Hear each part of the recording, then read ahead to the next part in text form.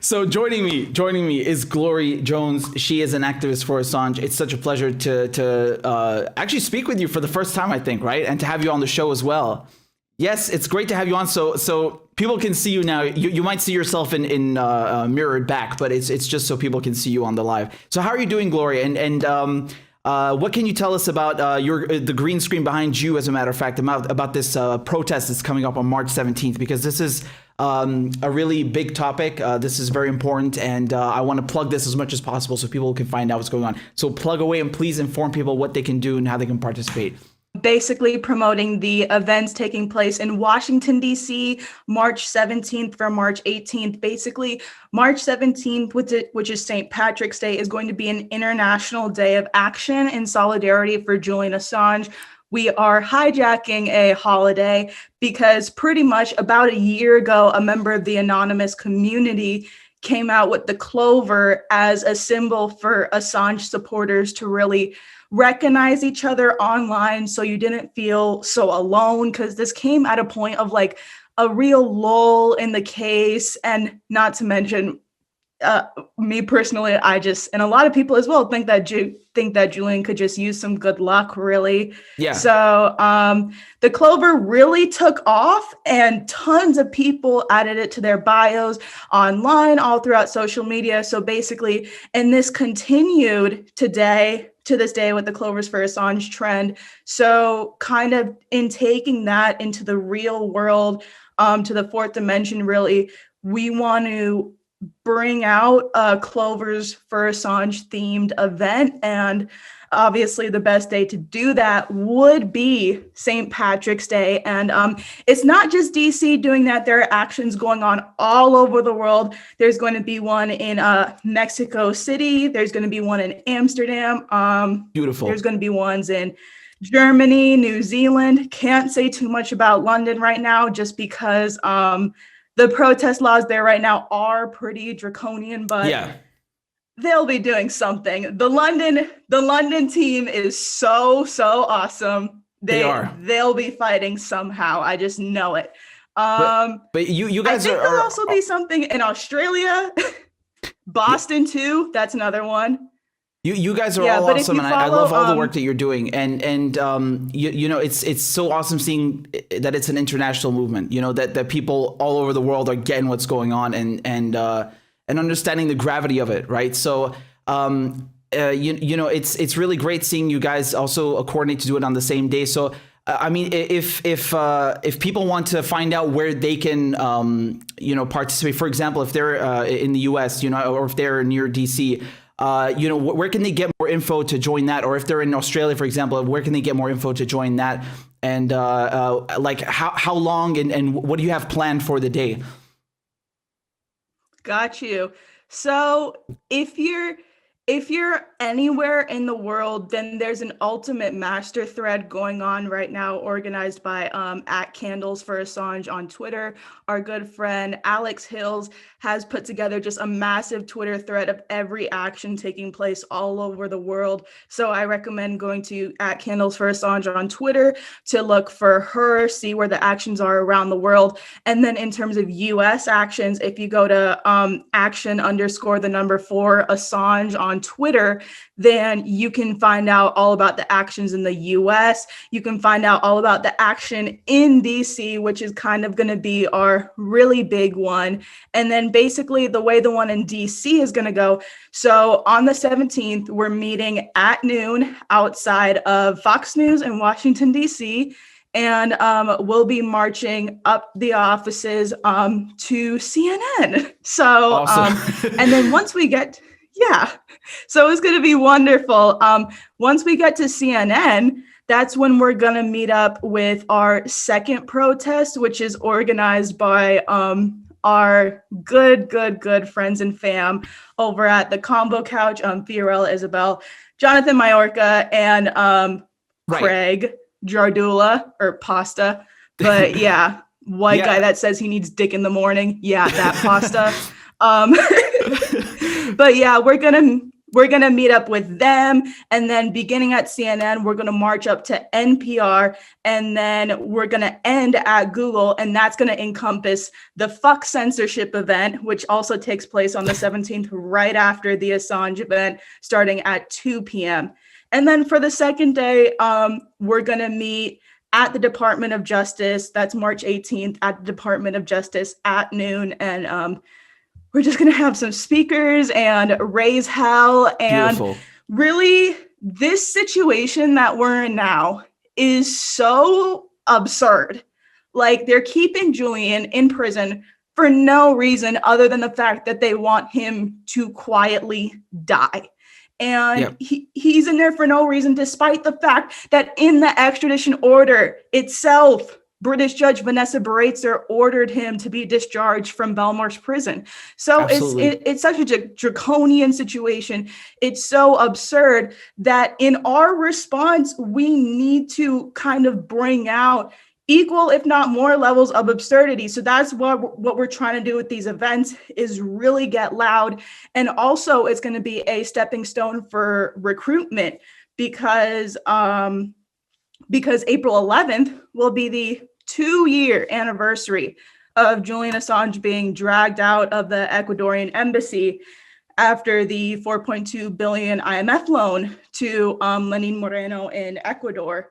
So we also need to be able to recruit for that as well, and really have enough time to get massive events going for the April 11th 2-year anniversary of Julian Assange being dragged out and put into solitary confinement in Belmarsh, where he's currently freezing, where they literally have his warm clothes in storage right now and refuse to give it to him. There's been a mass emailing campaign done by activists to try and call and email Belmarsh prison to ask, why doesn't Julian have his warm clothes? This constitutes literal torture.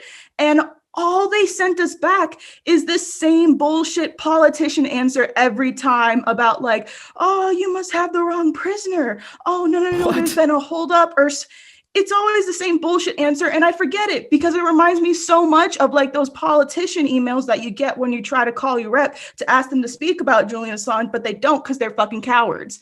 So, I'm just putting up on the screen the flyers for the event. So Fee sent me this, the Fuck Censorship protest. I love the name.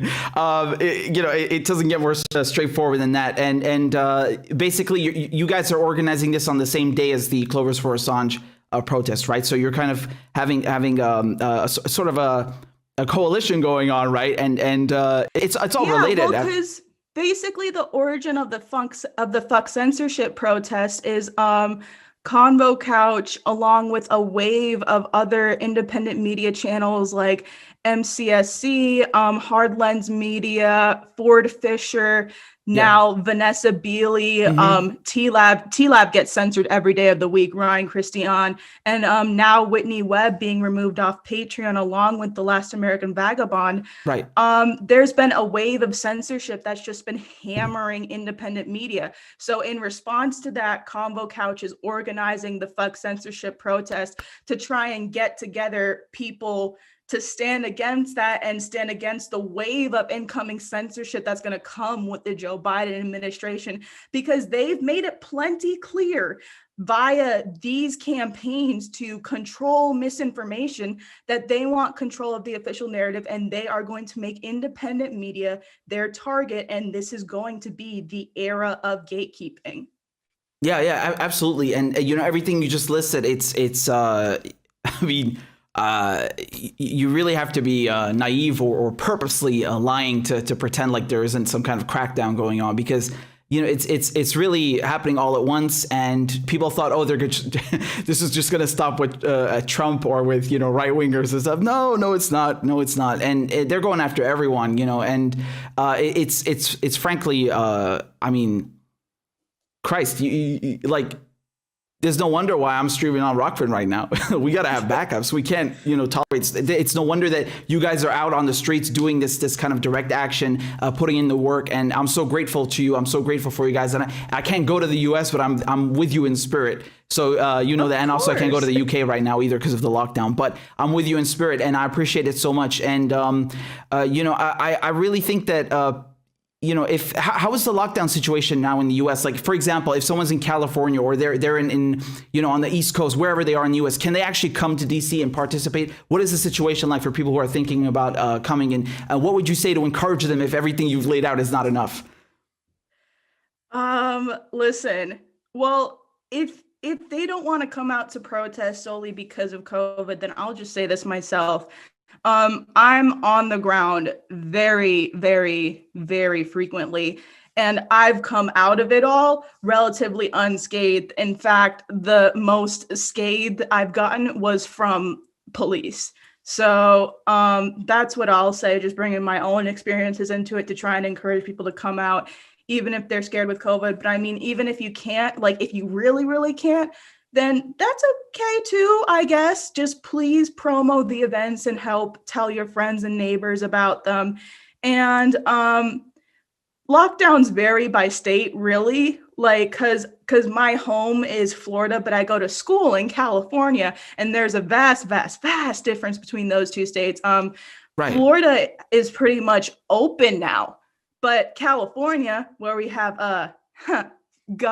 beloved governor Gavin McFuckass, he is choking small businesses, and in part because of that, the petition to recall him has reached 2 million signatures now, because it's absolutely insane what they expect people to put up with, what they expect small businesses to put up with. Like, people are suffering because of the lockdowns. Cops have already been violating the eviction moratorium that was placed. They were dragging people out of their homes, families out of their homes over Thanksgiving and over Christmas. And the homeless population has just exploded because of the pandemic.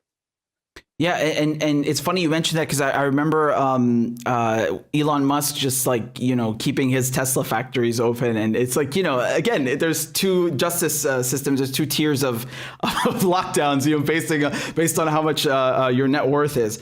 Interesting, right? So, Gloria, I mean, thank you so much for your work, and Steve and everyone, and Convo Couch and everyone who's putting in this work and getting out there on the street and protesting. And where can people go to find more info? What's the URL? What's the Twitter? Where can they engage with the protest online and spread the word and find out more information?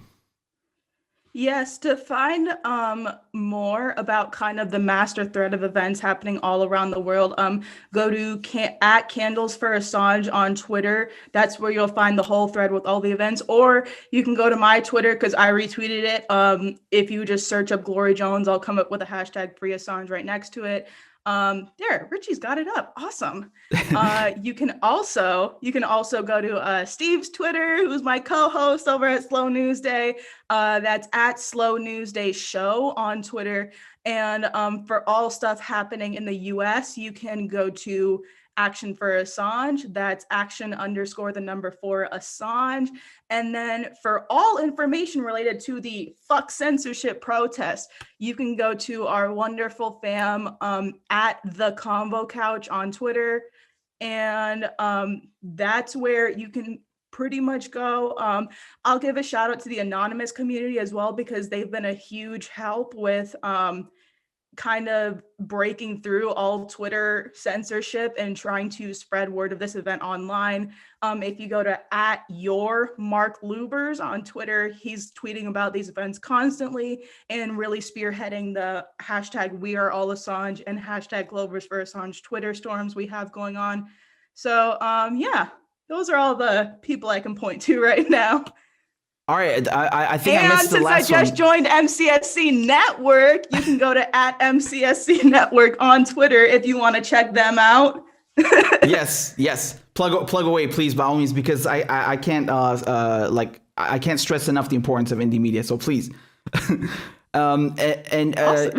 Yeah, I mean, congrats also on the expansion of MCSC, and I'm wishing you guys all the best for all of your future reporting and all of your action on the ground and the protest. And you guys, will you be live streaming as well on that day so people can tune in? How can they follow it online as well? Yeah, I have no doubt that Convo Couch themselves will be streaming it from their own channel. There'll be someone recording it and streaming it to Action for Assange's channel.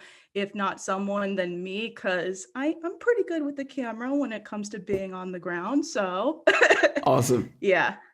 Okay, well, again, I'm with you guys in spirit, and I'll be tuning in, and I'll be trying my best to follow, and I wish you guys all the best, and thanks so much for coming on the show on such short notice, and again, all the best.